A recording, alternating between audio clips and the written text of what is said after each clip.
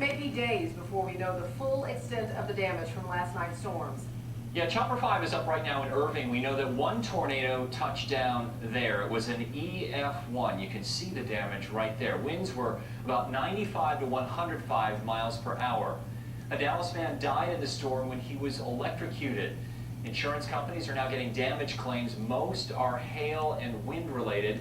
Power is out to 19,000 customers in the Dallas-Fort Worth area. The numbers show just how active tornadoes are this season. People in the U.S. report seeing 117 tornadoes over the past 2 days alone.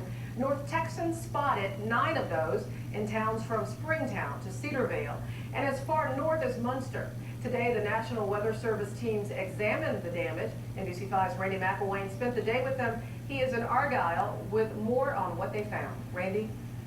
Christy, we were right just across the border from Argyle, right on the border basically at Denton and Argyle. And meteorologists from the National Weather Center basically are trying to get out here and confirm all of their suspicions. As you look at some of the damage here, essentially what they want to tell us is that even with all of their technology, seeing this kind of damage up close and hearing the stories of people who were in the storms is actually what tells them whether or not it was a tornado that actually caused all this. Now, right now, the National Weather Service believes that at least 5 tornadoes may have touched down yesterday evening in the Metroplex. The weakest of the storm cells was actually in the Lemon, in Lemon Avenue in North Dallas Tollway area. That's right near Love Field Airport.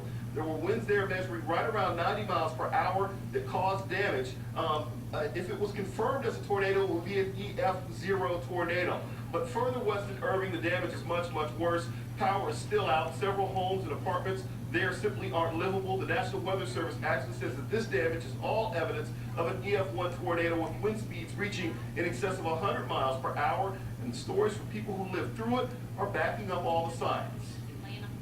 And it comes right through up there, you just shake it. That's all you can do. That's all you can do. Just say, hey, go God, oh God, you know. And then all of a sudden it goes away. It's terrible, man. It's scary, man. Very scary. Terrifying. The only question is how strong, how wide, how long. Now, again, it could take some time for the National Weather Service to wrap their heads and get all the signs together on all of this, but they're hoping to, a little bit later this afternoon, to have a clearer direction on the path that these storms took as they travel here through North Texas. Christy? So, Randy, has the National Weather Service been able to cover all of those areas where storms popped up? Not yet. What I am told in our travels with them this morning, we started out in Irving, then we started heading back, started out in Dallas actually, started heading back west towards Irving, then we went into northeast Tarrant County and up into this area of Denton, but they are still looking around there, still in the streets right now, so they still have a lot of ground to cover before they can make a determination on, number one, exactly how many tornadoes they had, and number two, the exact path that these storms were actually traveling. Christy? All right, thanks so much. NBC5's Randy McElwain in Argyle.